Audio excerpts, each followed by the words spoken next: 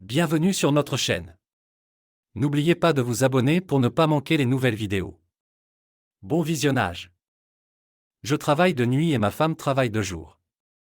Son lieu de travail compte principalement des collègues masculins, donc elle passe plus de temps avec eux, mais il y a aussi des femmes dans des rôles auxiliaires, comme au bureau ou au département des pièces détachées. Nous sommes ensemble depuis l'âge de 17 ans et maintenant nous avons la quarantaine avec des enfants. Je ne vais pas entrer dans les détails de notre vie familiale, mais il est important de noter qu'elle a récemment commencé à travailler dans ce domaine, donc les relations au travail sont devenues une nouveauté. Elle passe plus de temps avec ses collègues féminines après le travail, pas seulement de temps en temps. Elle termine le travail vers 17h mais rentre à la maison vers 19h ou 20h. Quelquefois, elle est même restée dormir chez elle après avoir bu, ce qui me surprend parce qu'elle est généralement responsable et ne boit pas dans les lieux publics. Mais pour l'instant, je ne suis pas trop inquiet. J'étais à la maison la nuit dernière, pas en train de travailler, et je suis allé me coucher à mon heure habituelle, à 3h du matin. Les écrans de son téléphone lumineux m'ont réveillé.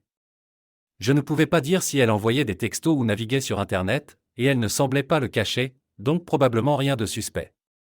Cependant, elle s'est levée et a commencé à se préparer pour le travail, même si son service ne commence qu'à 8h. Je lui ai demandé à ce sujet et elle a accepté, mais a dit qu'elle allait se promener avec ses collègues. Elle est mécanicienne en réparation de moteurs diesel et semblait plus habillée que ce à quoi je m'attendais pour une promenade ou une journée de travail normale.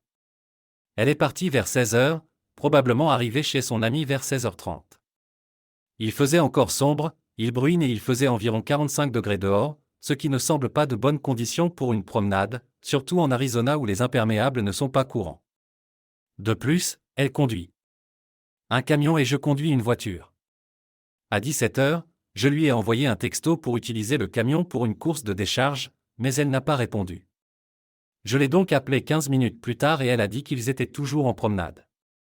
Elle m'a demandé de récupérer le camion à son lieu de travail. S'il ne pleuvait pas, j'aurais peut-être envisagé de vérifier si ses cheveux étaient mouillés après une seconde douche. J'ai tendance à trop analyser les choses en raison de ma manière de penser unique et parfois j'ai du mal à lire les signaux sociaux, donc je me demande si je ne surpense pas cela. J'ai décidé de la confronter et de lui demander de voir son téléphone. Elle a essayé de détourner mon attention et a exigé de voir mon téléphone, ce que je lui ai donné avec le mot de passe. Je n'avais rien à cacher puisque je n'ai pratiquement pas de temps personnel, encore moins pour rencontrer d'autres personnes. Cependant, quand j'ai vérifié ses messages actifs, rien n'avait été supprimé, mais quand j'ai essayé de trouver une conversation spécifique qui avait attiré mon attention plus tôt, elle avait étrangement disparu. Me sentant suspect, j'ai appelé la personne qui avait éveillé mes craintes, espérant voir son nom. Je lui ai remis le téléphone et lui ai dit que je voulais voir leur conversation de texto. Elle a agi innocente, mais j'ai souligné qu'elle lui avait envoyé des messages avant de quitter la maison et après son retour, même quand elle prétendait être à Vegas. Au lieu d'expliquer, elle a agi confuse, comme si elle ne comprenait pas pourquoi l'opérateur téléphonique avait stocké leurs messages. Déçue, elle est montée à l'étage et a refusé de parler davantage. Me sentant blessé et trahi, j'ai décidé de faire mes bagages et de partir. Je l'ai informé de mes intentions et suis parti après avoir rangé mes affaires. Maintenant, laissez-moi partager ce que j'ai appris de l'enquêteur de police à propos de la confrontation. Premièrement, il a souligné que, pour les infractions mineures, la partie coupable admet rarement pleinement, même si elle avoue dans un premier temps, elle retient souvent des détails importants, donc il est irréaliste d'attendre une admission complète, surtout dans les cas d'infidélité continue. Lorsque vous vous trouvez dans une telle situation, c'est une violation majeure de la confiance et vous pourriez avoir besoin de considérer des actions légales ou de prendre une décision significative. Vous cherchez essentiellement plus d'informations à utiliser plus tard. Il conseille également de commencer une confrontation en suggérant que vous avez plus d'informations qu'ils ne le pensent et en les encourageant à parler. La vérité est la seule chose précieuse dans cette situation, donc ne révélez pas l'étendue de vos connaissances. Traitez cela comme une partie de poker à enjeux élevés et ne montrez pas votre main. Il a également noté que malgré la recherche dans son téléphone, ne vous attendez pas à trouver quoi que ce soit, c'est probablement bien caché ou déjà supprimé. À moins qu'il ne manque d'intelligence, les auteurs ont tendance à dissimuler les preuves en anticipant une confrontation. Votre tâche est d'établir l'absence de messages textes et de journaux d'appel pour fournir des preuves. Il est crucial d'obtenir des enregistrements de messages textes et d'appels de votre opérateur télécom et de vérifier les lacunes dans les dates et les heures. Le manque de communication avec une personne spécifique suggère qu'ils étaient ensemble à ces moments-là. Faites-les croire que vous avez l'information tout en dissimulant ses limites. Obtenir des preuves directes de leurs méfaits est souvent difficile. Lors d'une confrontation, demandez l'accès à leur téléphone. Ils résisteront probablement et exigeront de voir le vôtre, faisant des accusations similaires. Soyez prêts à les affronter. Ma femme a réagi de la même manière lorsque j'ai demandé. Elle a affirmé ne pas connaître mon mot de passe. A insisté pour que je le révèle. Rappelez-vous que les coupables craignent d'être découverts et sont plus préoccupés par ce que vous pourriez trouver sur leur téléphone que par ce que vous pourriez trouver sur le vôtre. Faites attention à leur volonté de divulguer des informations pertinentes pour vous. Dans mon cas, ma femme a montré très peu d'intérêt. Elle regardait à peine les messages et n'a même pas vérifié la galerie de photos où le contenu douteux est généralement trouvé. Au lieu de cela, elle était plus concentrée sur le téléphone dans ma main pendant que je faisais défiler distraitement une liste de conversations de textos inoffensives. Elle a même dit, « Tu vois, je ne sais pas ce que tu penses que je fais. » Pour poursuivre mon enquête, j'ai ouvert l'application de téléphone, saisi le numéro du suspect et tapé sur l'icône SMS. À ma surprise, il n'y avait aucun message. Je suis retourné au contact et le lui ai montré en demandant à propos des messages manquants. Elle a répondu qu'il n'avait jamais communiqué. Je n'étais pas d'accord et l'ai informé que seulement le mois dernier, elle avait échangé plus de 900 messages avec lui. Je l'ai pressé de révéler où ces messages étaient allés. Initialement, elle a prétendu être innocente, mais au fond, elle savait probablement que le numéro que j'avais fourni était exact. À contre-séhure, elle a admis les avoir supprimés mais n'a pas divulgué toute la vérité. Il s'est avéré que ces messages concernaient son désir de divorcer, ce qu'elle n'était pas prête à me dire. Cependant, je n'ai pas révélé trop de détails, comme l'étendue de mes suspicions. Au lieu de cela, j'ai fourni suffisamment d'informations pour instaurer la confiance et montrer clairement que j'avais une connaissance complète de la situation. Savoir le nombre exact de textos était important car cela servait de preuve solide, renforçant le message que je ne bluffais pas lorsque je prétendais savoir quelque chose. Ce comportement est un signe typique de culpabilité. Lorsqu'une personne est prise dans une situation difficile, elle essaie souvent d'esquiver et d'utiliser diverses tactiques pour éviter la responsabilité, pour détourner le blâme. Elles offrent souvent des explications sur leur localisation. Cependant, il est crucial d'examiner de près les informations qu'elles fournissent. Si leurs explications sont vagues et semblent forcées, il est important de chercher plus de détails de manière persistante. De nombreuses fausses explications sont créées avec peu de planification et peuvent facilement s'effondrer avec une enquête plus approfondie. Bien qu'elles puissent fournir certaines informations sur le fait d'aller dans un bar avec des amis, elles manqueront probablement de détails spécifiques tels qu'une dispute animée ou qui a gagné une partie de fléchettes. Les conjoints innocents partagent généralement volontiers des détails d'une soirée agréable avec des amis, tandis que les coupables, d'autre part, se demandent pourquoi vous êtes si intéressé par leurs activités. Rappelez-vous qu'ils anticipent une confrontation et pensent déjà à la façon dont une personne innocente agirait dans cette situation, en élaborant une version plausible. Cette idée s'applique même au fait d'attirer l'attention sur eux-mêmes. Lorsque notre fille aînée a eu un conflit avec ma femme, elle m'a ensuite dit qu'elle avait deux raisons à cela. Premièrement, elle voulait orienter la conversation dans la bonne direction au cas où notre fille se tournerait vers moi. Deuxièmement, les coupables pensent souvent qu'en se mettant au centre de l'attention, le focus finira par s'estomper. En regardant en arrière, j'ai réalisé que j'avais commis une erreur en ne demandant pas pourquoi notre fille en était arrivée à cette conclusion. J'aurais dû lui demander de clarifier ce qu'elle avait dit qui l'avait conduite à cette conclusion. Avec le recul, j'aurais dû prendre l'initiative et appeler ma fille moi-même. Il vaut la peine de considérer comment un conjoint innocent réagirait lorsqu'il est accusé par quelqu'un d'autre. Il serait probablement heureux de fournir des explications détaillées non sollicitées parce qu'ils ont une conscience claire. Maintenant, réfléchissons à la façon dont une personne innocente se comporterait. Elle pourrait être agacée par une demande de voir son téléphone, car elle s'attend encore à une certaine vie privée, mais finalement, elle remettrait le téléphone sans trop de résistance. Il est très probable qu'elle soit réellement perplexe au début. Les individus honnêtes n'essaient pas de tromper ou de duper les autres. Il est également important de noter que les mensonges les plus convaincants contiennent souvent des éléments de vérité. Dans le cas de ma femme, elle a affirmé avoir passé du temps seule dans un salon de tatouage pour obtenir des croquis. Cependant, quand elle est rentrée à la maison, elle n'a brisé aucun croquis ni pris de photos d'eux. De plus, elle a très peu parlé de l'expérience et ne m'a montré que quelques idées de design trouvées sur Internet. Elle a dit que le rendez-vous était à 13h mais elle a quitté notre maison à 11h30, donc il ne lui a fallu que 45 minutes pour se rendre au salon de tatouage. Lorsqu'elle est rentrée à la maison, il était environ 18h. Bien que je crois qu'elle a bien visité le salon de tatouage ce jour-là, je soupçonne qu'elle a pu visiter sa maison auparavant. Peut-être qu'ils ont fait quelque chose ensemble et acheter un billet pour une visite future pourrait servir d'alibi potentiel. Ils ont peut-être déjeuné et eu des conversations profondes sur la théologie morale chez lui avant de rentrer à la maison. C'est à ce moment-là que j'ai décidé de clarifier la situation. Il est important de noter qu'un simple alibi n'explique pas toujours chaque détail. Elle a mentionné un trafic difficile mais n'a pas fourni de détails spécifiques comme une Honda bleue chavirée. Elle a également mentionné être allée chez Home Depot pour chercher des anneaux de ceinture de levage mais est revenue les mains vides, indiquant un voyage infructueux. Il y a d'autres détails qu'il m'a appris mais que je ne peux pas tous rappeler maintenant. Je les rapporterai dès que possible. Elle continue de maintenir une relation avec lui et il semble peu probable que les choses s'arrangent entre nous. J'ai accepté le fait que mes problèmes de colère ont joué un rôle significatif dans sa distanciation, mais je travaille activement à m'améliorer et j'ai fait des progrès. Bien qu'elle n'ait jamais admis avoir trompé, je suis prêt à pardonner compte tenu de ma part dans cette situation. Elle a dit que notre relation n'a aucun espoir, mais elle a proposé de vivre ensemble pour le bien de nos enfants.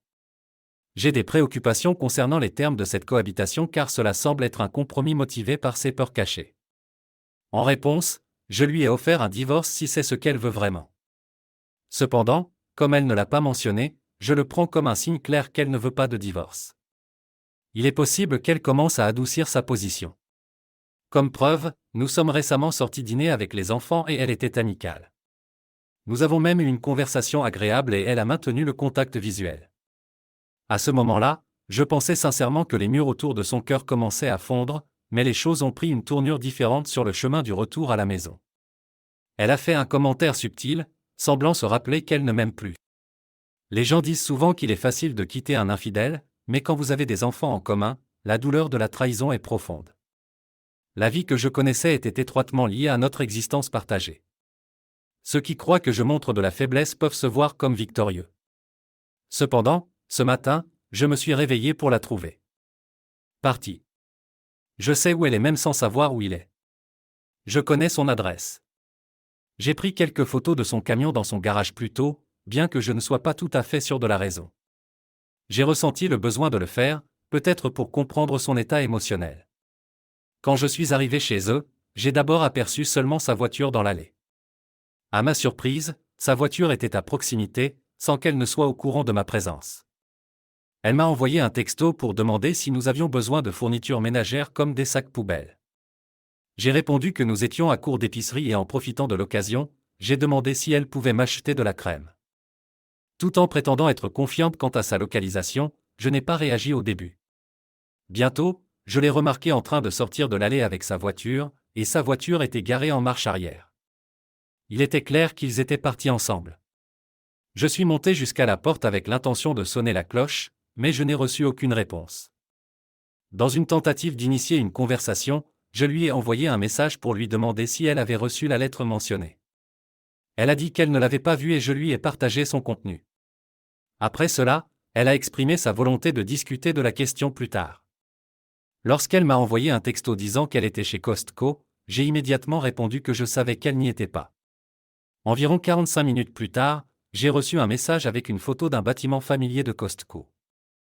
Il était évident qu'elle venait d'arriver et qu'elle inventait une histoire. Choisissant de ne pas céder à la persuasion, je lui ai demandé d'envoyer une photo de son camion si elle voulait que je la croie. Elle a calmement répondu qu'elle ne se souciait honnêtement pas de me convaincre. À ce moment-là, j'ai dû reconnaître ses bonnes intentions, elle essayait peut-être de me protéger d'une douleur émotionnelle plus grande, peut-être même elle craignait ma réaction, ce qui m'a fait me sentir regretteux. Cependant, les mensonges constants causaient plus de détresse que la vérité non filtrée. Dans un effort pour confirmer ses paroles, elle m'a envoyé une photo d'elle-même à l'intérieur d'un magasin Costco. Malgré la réception de cette preuve, j'ai choisi de ne pas répondre, laissant le poids de sa tromperie planer dans le silence. Je suis dans un état de profond tumulte intérieur, contemplant ces moments où, dans des accès de colère, j'ai envisagé de la quitter, elle et nos enfants. Bien que je sois déterminé à ne pas répéter un tel comportement, j'admets que je suis maintenant à un point où je suis prêt à explorer un nouveau chemin pour me dégager de cette situation.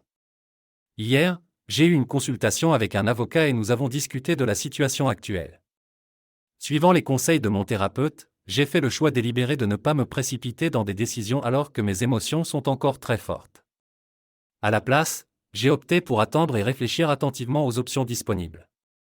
Actuellement, ma future ex-femme et moi continuons à vivre ensemble pour le bien de nos enfants. Ce n'est pas un arrangement facile car je me sens souvent financièrement accablé en soutenant le foyer tandis qu'elle est impliquée avec un autre homme.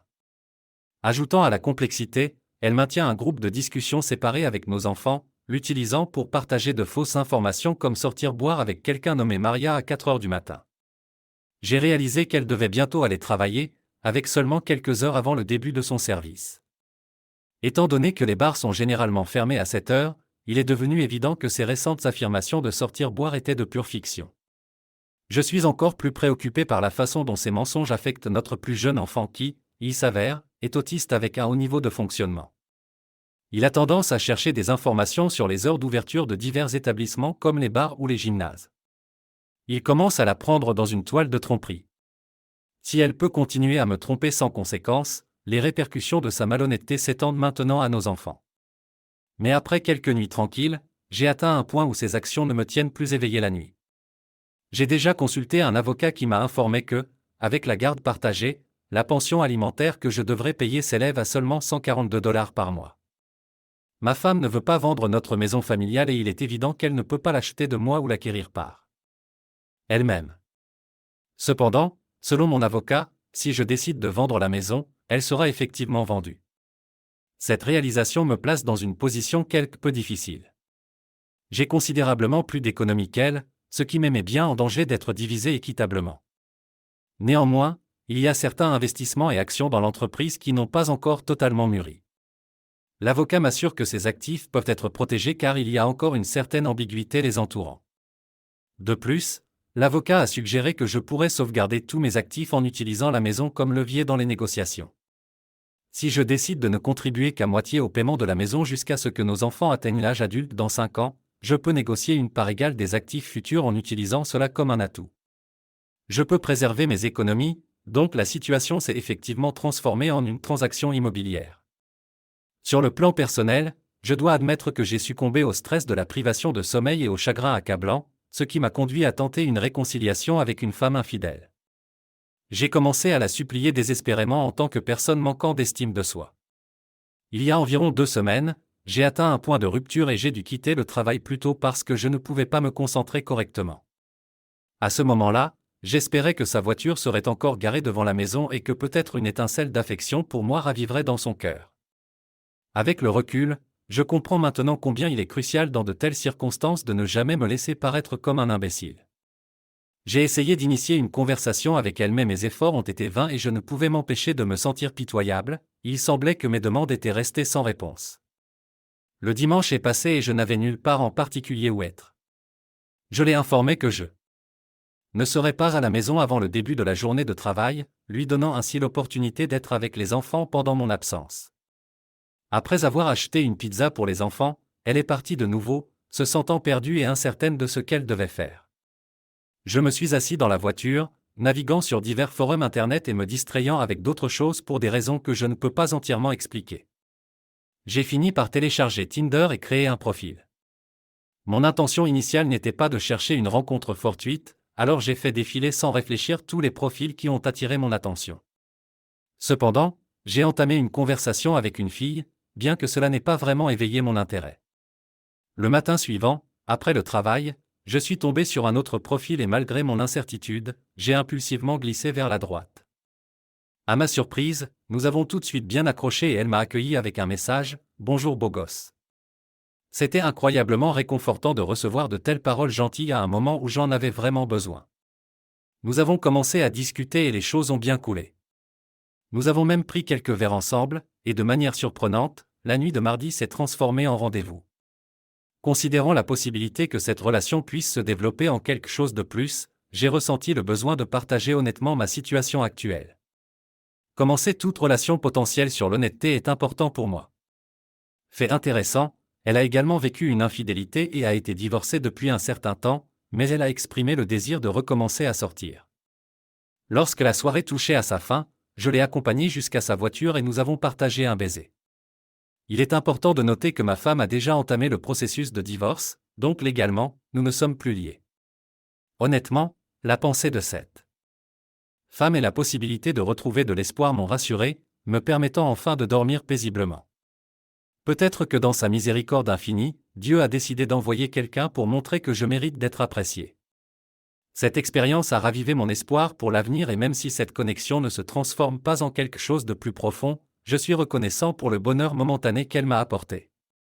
Je suis bien conscient que tout évolue rapidement, mais il est essentiel de reconnaître que mon mariage a été instable pendant de nombreuses années. L'idée du divorce m'est venue à l'esprit plus d'une fois, mais je n'ai jamais pris de mesures immédiates. Je dois admettre que je n'ai pas pris de mesures actives pour sauver le mariage, la liaison avec elle a été la goutte d'eau qui a fait déborder le vase et a conduit à notre séparation. Avec le recul, on peut éventuellement dire que c'était nécessaire puisque ni l'un ni l'autre n'était vraiment heureux, mais aucun de nous n'avait le courage d'initier la rupture. En réfléchissant à cette situation, je ne peux m'empêcher de me demander si j'aurais cédé à la tentation de l'infidélité si j'avais été mis à l'épreuve. La peur d'être potentiellement infidèle m'a toujours tenu à distance des autres femmes. Malheureusement, ces souvenirs joyeux que ma femme et moi partagions autrefois semblent maintenant distants et estompés, tout comme les souvenirs d'une personne atteinte d'une maladie terminale. Mourir est un événement profond qui apporte un chagrin immédiat lorsqu'il se produit, cependant, je crois que dans de telles circonstances, la prise de conscience de l'inévitabilité de la fin arrive plus rapidement, principalement en raison de la reconnaissance de son inévitabilité. Aujourd'hui, j'ai pris une mesure significative, j'ai effectué un paiement anticipé, commençant officiellement le processus de divorce. En conséquence, notre cohabitation devrait probablement se terminer bientôt. Mon fils et moi avons décidé de devenir voisins et de trouver un nouvel endroit où vivre ensemble. Actuellement, il ne communique pas avec sa mère en raison de son infidélité. Je prévois de vendre la maison et de réclamer ma part légitime des actifs, même si elle est contre. Son problème est qu'elle ne peut pas se permettre les paiements hypothécaires et ne recevra pas suffisamment de fonds du règlement du divorce pour me racheter. Les coûts associés à l'initiation des procédures de divorce s'élèvent à $2500. Malgré la douleur initiale, le paiement en vaut la peine. Le day trading n'est pas juste un passe-temps pour moi, c'est une compétence dans laquelle j'excelle avec des profits croissants. J'anticipe de participer à des transactions plus importantes. De plus, j'ai longtemps désiré posséder une Fiat Spider décapotable de 1979, un rêve que je n'ai jamais pu réaliser en tant qu'homme marié responsable. Cependant, les circonstances ont changé et je ne suis plus lié par de telles restrictions. Donc, lorsque les choses se calmeront, je prendrai enfin le volant de la voiture que j'ai tant désirée. J'espère qu'au moment de l'acheter, une plaque d'immatriculation personnalisée, comme j'en ai discuté avec mon avocat, sera apposée, en écho aux paroles de la chanson « Damn, it's good to be a gangster ». Je ne peux m'empêcher de me demander si elle explosera de colère lorsqu'elle recevra une assignation et se rendra compte que je suis déterminé à vendre la maison. L'ironie, c'est que nous partirons tous les deux avec assez d'argent pour repartir à zéro dans nos propres maisons. Elle pourrait même emménager avec ses proches et je continuerai ma vie. Ma femme qui m'a trompé rend maintenant son camion à la banque et essaie d'entamer des conversations informelles avec moi via des messages textes. Cependant, j'ai réussi à maintenir une attitude neutre et non réactive envers elle, choisissant souvent d'ignorer ses messages. Elle m'a récemment envoyé un message concernant des refroidisseurs évaporatifs chez Home Depot, ce qui m'a rappelé notre tentative infructueuse d'en acheter un lors d'une vente hivernale. Elle a également demandé quand je rentrerai à la maison, a mentionné que nous vivrions dans des chambres séparées et m'a même souhaité de passer un bon moment au parc aquatique demain. C'était un voyage que j'avais prévu de faire avec les enfants. D'ailleurs, le parc aquatique des papas semblait être un lieu de rassemblement pour les mères célibataires après un divorce. Aujourd'hui, mon ex-femme m'a envoyé un SMS disant qu'elle louerait son camion pour lequel elle devra payer $730 par mois. Par conséquent, notre aîné ne pourra plus accéder à une voiture fiable avec un kilométrage de 220 000 miles. Je dois admettre que le fait qu'elle fasse face aux conséquences de ses actions m'apporte une certaine satisfaction. De plus, j'ai eu une longue conversation avec ma sœur qui m'a donné des informations sur l'homme avec qui ma femme est actuellement impliquée. J'ai découvert que l'homme avec qui ma femme sort a eu 4 mariages ratés précédents. Selon ma sœur, il a tendance à nouer des attaches avec des femmes, à appauvrir leurs finances puis à disparaître de leur vie. Bien que cela semble improbable, ma sœur m'a transmis cette information. En réponse, je lui ai dit que si c'était effectivement le cas, j'espère qu'il détruira rapidement ma femme afin que nous puissions compléter notre processus de divorce. J'ai également mentionné que j'espère que leur relation continuera jusqu'à ce que je termine les formalités légales nécessaires et me dégage de cette situation. Sur une note connexe, j'ai récemment eu une conversation avec ma femme sur ce sujet. Elle m'a informé de ses plans de retourner le camion dans le cadre de son intention de refinancer la maison en raison de difficultés financières. Elle ne peut pas effectuer un paiement en espèces pour régler le camion et gérer simultanément le nouveau montant du prêt. Fait intéressant, cela s'aligne avec mon propre plan qui impliquait de quitter notre maison commune. Elle était consciente que je cherchais une nouvelle résidence. Tout en prétendant être confiante quant à sa localisation, je n'ai pas réagi au début. Bientôt, je l'ai remarqué en train de sortir de l'allée avec sa voiture, et sa voiture était garée en marche arrière. Il était clair qu'ils étaient partis ensemble. Je suis monté jusqu'à la porte avec l'intention de sonner la cloche, mais je n'ai reçu aucune réponse. Dans une tentative d'initier une conversation, je lui ai envoyé un message pour lui demander si elle avait reçu la lettre mentionnée. Elle a dit qu'elle ne l'avait pas vue et je lui ai partagé son contenu. Après cela, elle a exprimé sa volonté de discuter de la question plus tard. Lorsqu'elle m'a envoyé un texto disant qu'elle était chez Costco, j'ai immédiatement répondu que je savais qu'elle n'y était pas. Environ 45 minutes plus tard, j'ai reçu un message avec une photo d'un bâtiment familier de Costco. Il était évident qu'elle venait d'arriver et qu'elle inventait une histoire. Choisissant de ne pas céder à la persuasion, je lui ai demandé d'envoyer une photo de son camion si elle voulait que je la croie. Elle a calmement répondu qu'elle ne se souciait honnêtement pas de me convaincre. À ce moment-là, j'ai dû reconnaître ses bonnes intentions, elle essayait peut-être de me protéger d'une douleur émotionnelle plus grande, peut-être même elle craignait ma réaction, ce qui m'a fait me sentir regretteux. Cependant, les mensonges constants causaient plus de détresse que la vérité non filtrée. Dans un effort pour confirmer ses paroles, elle m'a envoyé une photo d'elle-même à l'intérieur d'un magasin Costco. Malgré la réception de cette preuve, j'ai choisi de ne pas répondre, laissant le poids de sa tromperie planer dans le silence. Je suis dans un état de profond tumulte intérieur, contemplant ces moments où, dans des accès de colère, j'ai envisagé de la quitter, elle et nos enfants. Bien que je sois déterminé à ne pas répéter un tel comportement, j'admets que je suis maintenant à un point où je suis prêt à explorer un nouveau chemin pour me dégager de cette situation. Hier, j'ai eu une consultation avec un avocat et nous avons discuté de la situation actuelle. Suivant les conseils de mon thérapeute, j'ai fait le choix délibéré de ne pas me précipiter dans des décisions alors que mes émotions sont encore très fortes. À la place, j'ai opté pour attendre et réfléchir attentivement aux options disponibles. Actuellement, ma future ex-femme et moi continuons à vivre ensemble pour le bien de nos enfants. Ce n'est pas un arrangement facile car je me sens souvent financièrement accablé en soutenant le foyer tandis qu'elle est impliquée avec un autre homme. Ajoutant à la complexité, elle maintient un groupe de discussion séparé avec nos enfants, l'utilisant pour partager de fausses informations comme sortir boire avec quelqu'un nommé Maria à 4 heures du matin. J'ai réalisé qu'elle devait bientôt aller travailler, avec seulement quelques heures avant le début de son service. Étant donné que les bars sont généralement fermés à 7 heures, il est devenu évident que ces récentes affirmations de sortir boire étaient de pure fiction. Je suis encore plus préoccupé par la façon dont ces mensonges affectent notre plus jeune enfant qui, il s'avère, est autiste avec un haut niveau de fonctionnement. Il a tendance à chercher des informations sur les heures d'ouverture de divers établissements comme les bars ou les gymnases. Il commence à la prendre dans une toile de tromperie. Si elle peut continuer à me tromper sans conséquence, les répercussions de sa malhonnêteté s'étendent maintenant à nos enfants. Mais après quelques nuits tranquilles, j'ai atteint un point où ces actions ne me tiennent plus éveillé la nuit. J'ai déjà consulté un avocat qui m'a informé que, avec la garde partagée, la pension alimentaire que je devrais payer s'élève à seulement $142 par mois. Ma femme ne veut pas vendre notre maison familiale et il est évident qu'elle ne peut pas l'acheter de moi ou l'acquérir par elle-même. Cependant, selon mon avocat, si je décide de vendre la maison, elle sera effectivement vendue. Cette réalisation me place dans une position quelque peu difficile. J'ai considérablement plus d'économie qu'elle, ce qui met mes biens en danger d'être divisés équitablement. Néanmoins, il y a certains investissements et actions dans l'entreprise qui n'ont pas encore totalement mûri. L'avocat m'assure que ces actifs peuvent être protégés car il y a encore une certaine ambiguïté les entourant. De plus, l'avocat a suggéré que je pourrais sauvegarder tous mes actifs en utilisant la maison comme levier dans les négociations. Si je décide de ne contribuer qu'à moitié au paiement de la maison jusqu'à ce que nos enfants atteignent l'âge adulte dans 5 ans, je peux négocier une part égale des actifs futurs en utilisant cela comme un atout. Je peux préserver mes économies, donc la situation s'est effectivement transformée en une transaction immobilière.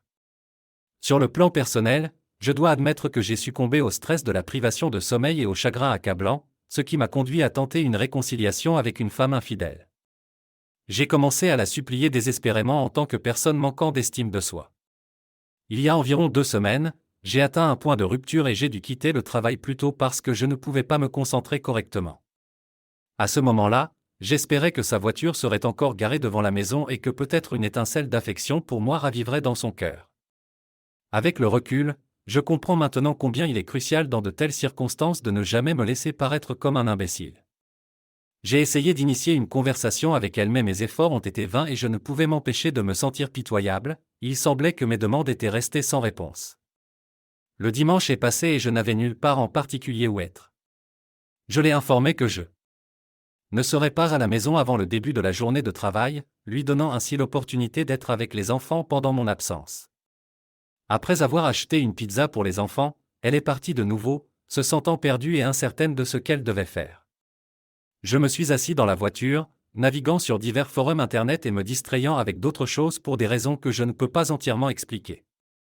J'ai fini par télécharger Tinder et créer un profil. Mon intention initiale n'était pas de chercher une rencontre fortuite, alors j'ai fait défiler sans réfléchir tous les profils qui ont attiré mon attention. Cependant, j'ai entamé une conversation avec une fille, bien que cela n'ait pas vraiment éveillé mon intérêt. Le matin suivant, après le travail, je suis tombé sur un autre profil et malgré mon incertitude, j'ai impulsivement glissé vers la droite.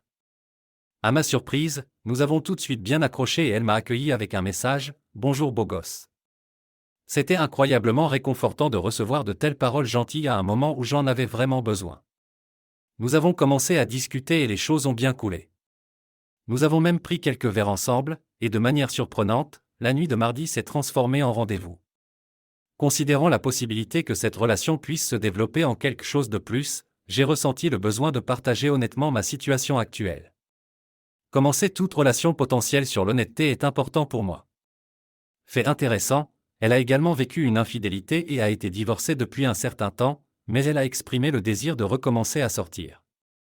Lorsque la soirée touchait à sa fin, je l'ai accompagnée jusqu'à sa voiture et nous avons partagé un baiser. Il est important de noter que ma femme a déjà entamé le processus de divorce, donc légalement, nous ne sommes plus liés. Honnêtement, la pensée de cette femme et la possibilité de retrouver de l'espoir m'ont rassuré, me permettant enfin de dormir paisiblement. Peut-être que dans sa miséricorde infinie, Dieu a décidé d'envoyer quelqu'un pour montrer que je mérite d'être apprécié. Cette expérience a ravivé mon espoir pour l'avenir et même si cette connexion ne se transforme pas en quelque chose de plus profond, je suis reconnaissant pour le bonheur momentané qu'elle m'a apporté. Je suis bien conscient que tout évolue rapidement, mais il est essentiel de reconnaître que mon mariage a été instable pendant de nombreuses années. L'idée du divorce m'est venue à l'esprit plus d'une fois, mais je n'ai jamais pris de mesures immédiates. Je dois admettre que je n'ai pas pris de mesures actives pour sauver le mariage, la liaison avec elle a été la goutte d'eau qui a fait déborder le vase et a conduit à notre séparation. Avec le recul, on peut éventuellement dire que c'était nécessaire puisque ni l'un ni l'autre n'était vraiment heureux, mais aucun de nous n'avait le courage d'initier la rupture. En réfléchissant à cette situation, je ne peux m'empêcher de me demander si j'aurais cédé à la tentation de l'infidélité si j'avais été mis à l'épreuve. La peur d'être potentiellement infidèle m'a toujours tenu à distance des autres femmes. Malheureusement, ces souvenirs joyeux que ma femme et moi partagions autrefois semblent maintenant distants et estompés, tout comme les souvenirs d'une personne atteinte d'une maladie terminale. Mourir est un événement profond qui apporte un chagrin immédiat lorsqu'il se produit, cependant, je crois que dans de telles circonstances, la prise de conscience de l'inévitabilité de la fin arrive plus rapidement, principalement en raison de la reconnaissance de son inévitabilité. Aujourd'hui, j'ai pris une mesure significative, j'ai effectué un paiement anticipé, commençant officiellement le processus de divorce. En conséquence, notre cohabitation devrait probablement se terminer bientôt. Mon fils et moi avons décidé de devenir voisins et de trouver un nouvel endroit où vivre ensemble. Actuellement, il ne communique pas avec sa mère en raison de son infidélité. Je prévois de vendre la maison et de réclamer ma part légitime des actifs, même si elle est contre. Son problème est qu'elle ne peut pas se permettre les paiements hypothécaires et ne recevra pas suffisamment de fonds du règlement du divorce pour me racheter. Les coûts associés à l'initiation des procédures de divorce s'élèvent à $2500. Malgré la douleur initiale, le paiement en vaut la peine. Le day trading n'est pas juste un passe-temps pour moi, c'est une compétence dans laquelle j'excelle avec des profits croissants. J'anticipe de participer à des transactions plus importantes. De plus, j'ai longtemps désiré posséder une Fiat Spider décapotable de 1979, un rêve que je n'ai jamais pu réaliser en tant qu'homme marié responsable. Cependant, les circonstances ont changé et je ne suis plus lié par de telles restrictions. Donc, lorsque les choses se calmeront, je prendrai enfin le volant de la voiture que j'ai tant désirée. J'espère qu'au moment de l'acheter, une plaque d'immatriculation personnalisée, comme j'en ai discuté avec mon avocat, sera apposée, en écho aux paroles de la chanson « Damn, it's good to be a gangster ». Je ne peux m'empêcher de me demander si elle explosera de colère lorsqu'elle recevra une assignation et se rendra compte que je suis déterminé à vendre la maison. L'ironie, c'est que nous partirons tous les deux avec assez d'argent pour repartir à zéro dans nos propres maisons. Elle pourrait même emménager avec ses proches et je continuerai ma vie. Ma femme qui m'a trompé rend maintenant son camion à la banque et essaie d'entamer des conversations informelles avec moi via des messages textes. Cependant, j'ai réussi à maintenir une attitude neutre et non réactive envers elle, choisissant souvent d'ignorer ses messages. Elle m'a récemment envoyé un message concernant des refroidisseurs évaporatifs chez Home Depot, ce qui m'a rappelé notre tentative infructueuse d'en acheter un lors d'une vente hivernale. Elle a également demandé quand je rentrerai à la maison, a mentionné que nous vivrions dans des chambres séparées et m'a même souhaité de passer un bon moment au parc aquatique demain. C'était un voyage que j'avais prévu de faire avec les enfants. D'ailleurs, le parc aquatique des papas semblait être un lieu de rassemblement pour les mères célibataires après un divorce. Aujourd'hui, mon ex-femme m'a envoyé un SMS disant qu'elle louerait son camion pour lequel elle devra payer $730 par mois. Par conséquent, notre aîné ne pourra plus accéder à une voiture fiable avec un kilométrage de 220 000 miles. Je dois admettre que le fait qu'elle fasse face aux conséquences de ses actions m'apporte une certaine satisfaction. De plus, j'ai eu une longue conversation avec ma sœur qui m'a donné des informations sur l'homme avec qui ma femme est actuellement impliquée. J'ai découvert que l'homme avec qui ma femme sort a eu 4 mariages ratés précédents. Selon ma sœur, il a tendance à nouer des attaches avec des femmes, à appauvrir leurs finances puis à disparaître de leur vie. Bien que cela semble improbable, ma sœur m'a transmis cette information. En réponse, je lui ai dit que si c'était effectivement le cas, j'espère qu'il détruira rapidement ma femme afin que nous puissions compléter notre processus de divorce. J'ai également mentionné que j'espère que leur relation continuera jusqu'à ce que je termine les formalités légales nécessaires et me dégage de cette situation. Sur une note connexe, j'ai récemment eu une conversation avec ma femme sur ce sujet. Elle m'a informé de ses plans de retourner le camion dans le cadre de son intention de refinancer la maison en raison de difficultés financières. Elle ne peut pas effectuer un paiement en espèces pour régler le camion et gérer simultanément le nouveau montant du prêt. Fait intéressant, cela s'aligne avec mon propre plan qui impliquait de quitter notre maison commune. Elle était consciente que je cherchais une nouvelle résidence et n'avait aucune intention de rester dans une maison où elle s'engageait librement dans une liaison extra-conjugale. Je l'ai informée que j'avais l'intention de transférer la propriété de la maison à son nom, mais j'ai exigé un rachat. J'ai divers actifs liquides qu'elle doit abandonner pour obtenir ma part. Malgré la somme substantielle, cela reste insuffisant par rapport au montant dont j'ai besoin. Le coût potentiel d'un départ rapide semble encore mineur. Mon objectif est de régler cette affaire pendant qu'elle reste coopérative. L'expérience a montré qu'avec le temps et une séparation physique accrue, les gens ont tendance à sous-estimer l'importance d'une division équitable. Même si elle a exprimé son mécontentement de ne pas recevoir une partie des actifs liquides, je l'ai assuré qu'elle aurait la pleine propriété de la maison et pourrait en faire ce qu'elle voulait, que ce soit la garder jusqu'à ce que nos enfants grandissent ou inviter son petit ami à y vivre. La décision lui appartient de prendre. Néanmoins, je reste prudent et vigilant. Demain marque un moment important pour moi, j'achète une nouvelle maison et je fais rédiger les documents juridiques nécessaires par mon avocat. Ceux qui connaissent ma routine de vie savent que mon ex-femme, avec qui j'ai passé 19 ans, a décidé d'avoir une liaison, ce que j'ai découvert en mars. Initialement, j'ai tenté une danse désespérée et futile pour sauver la relation, mais après avoir consulté un psychologue, j'ai réalisé que ma vie s'améliorerait finalement sans sa présence. En conséquence, j'ai trouvé une maison louée, idéalement située à distance de marche de notre maison actuelle, permettant à nos enfants la liberté d'aller et venir comme ils le souhaitent. Pour simplifier mon emploi du temps et assurer une prise en charge et un dépôt facile des enfants à l'école, j'ai décidé de changer de quart de travail. Le déménagement est prévu pour demain, car j'ai déjà reçu les clés de notre nouvelle maison. De plus, j'ai organisé la connexion des services publics. Heureusement, je suis financièrement stable et je peux me permettre cette nouvelle entreprise. Je dois mentionner que j'ai un rendez-vous avec un avocat pour traiter les documents de divorce. Mon ex-femme et moi avons conclu un accord par email et l'avocat utilisera cet accord comme modèle pour les documents juridiques. Si tout se passe bien, nous pourrons tout signer lors de la réunion, puis attendre patiemment la période d'attente requise. Si les choses progressent sans accroc, je m'attends à recevoir un décret de divorce fin juin ou début juillet. Cela peut ne pas être autant que je le souhaiterais, mais je crois que mon bien-être mental en vaut la peine. En ce qui concerne mon travail, j'ai encore quelques actions restreintes dont les droits deviendront acquis à l'avenir. Heureusement, notre accord stipule que mon ex-femme renonce à toute revendication sur ces actions si je choisis de rester dans mon poste actuel. Ces actions peuvent être assez précieuses compte tenu du soutien continu que je reçois de l'entreprise, y compris 30 jours de congé et des prestations d'invalidité à court terme. Je ne vois aucune raison de partir. Toute cette expérience a solidifié ma loyauté envers l'employeur.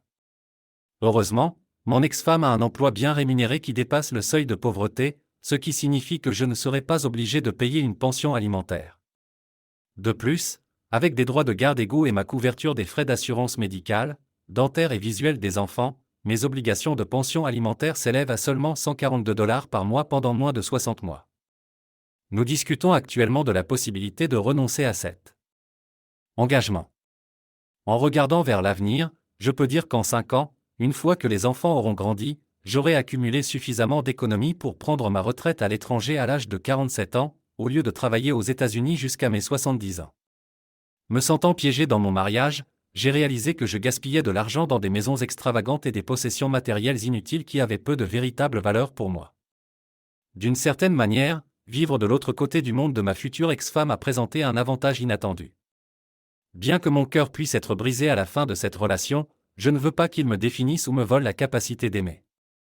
Je crois qu'il y a une personne spéciale là-bas à qui, éventuellement, je confierai mon cœur, même si cela signifie redevenir vulnérable. L'amour et l'espoir sont des forces incroyablement puissantes qui ne devraient jamais s'estomper, même face à la trahison d'un conjoint infidèle.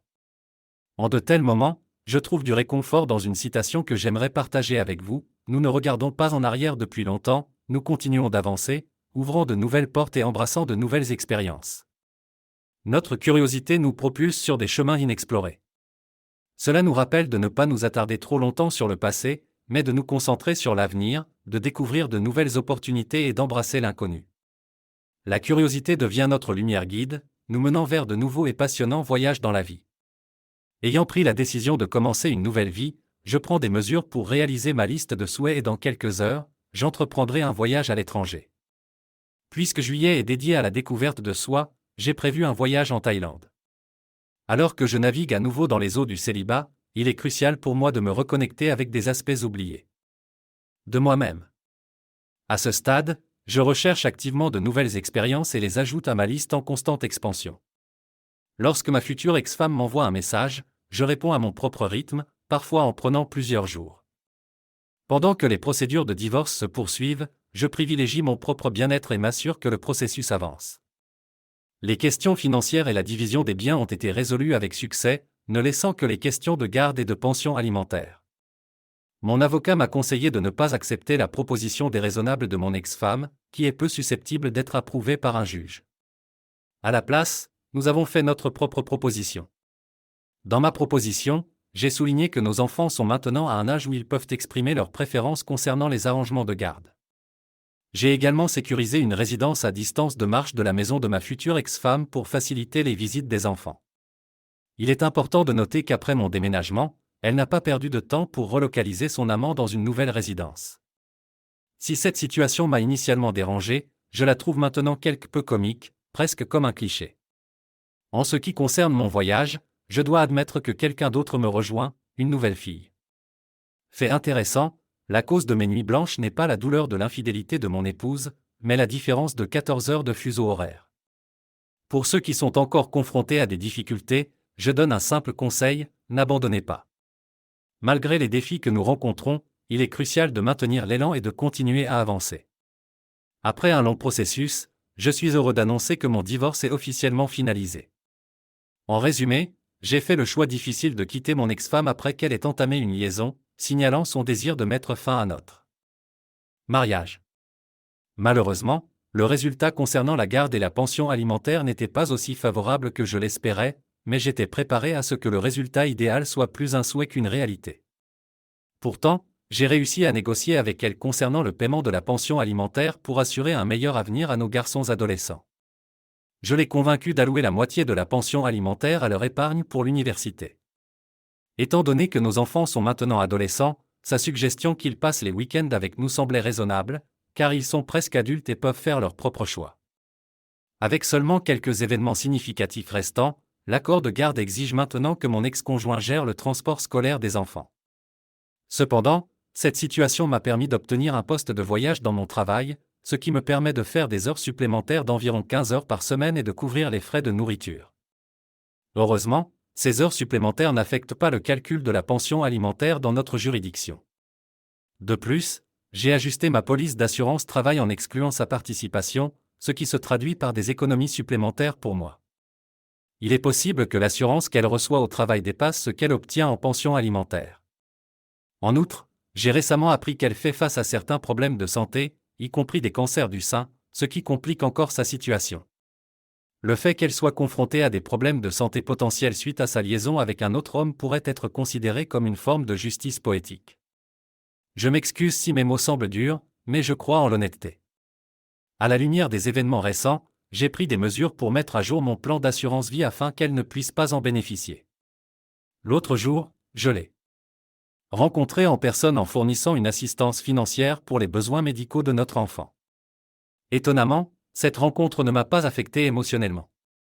Je continue d'avancer, essayant de mener une vie positive, libre des influences négatives. Mon conseil à ceux qui commencent ce chemin difficile est de ne pas perdre espoir. Rappelez-vous qu'il y a de la lumière au bout du tunnel et que des jours meilleurs sont à venir. Je dois admettre que dans les premières étapes, j'ai agi de manière irrespectueuse, la suppliant de revenir et montrant un manque de confiance et de calme, ce qui m'a même conduit à prendre un congé temporaire du travail et à faire face à d'autres problèmes. Cependant, je peux dire avec confiance qu'il est possible de survivre, cela peut ne pas être facile, mais c'est réalisable. Il semble que les roues du karma commencent à tourner. J'ai toujours cru que la justice prévaut et que les gens ont tendance à faire face aux conséquences de leurs actions. J'ai récemment appris que mon ex-femme a été licenciée de son emploi, ce qui est ironique car c'était au même endroit où elle a rencontré son amant pour la première fois. Cela semble approprié compte tenu de son histoire de mariage précédents endommagés et de relations inappropriées avec des collègues. Compte tenu de ses actions passées, il est possible que les circonstances aient été perçues différemment. Oui, c'est vrai qu'elle a eu 2 liaisons et il s'avère que son partenaire était également marié. Plus tard, j'ai découvert qu'elle avait été diagnostiquée avec un cancer du sein et qu'elle suivait maintenant un traitement. Ayant perdu son emploi, elle a à peine les moyens de joindre les 2 bouts. Il a également été révélé que son ancien amant l'a persuadée de vendre la maison et a disparu avec l'argent, tandis que les enfants disent qu'elle est en crise émotionnelle. Je ne peux pas trouver de sympathie pour elle, elle a choisi ce chemin pour elle-même. Tandis qu'elle fait lentement face aux conséquences, je construis une nouvelle relation avec une femme qui me valorise et m'aime.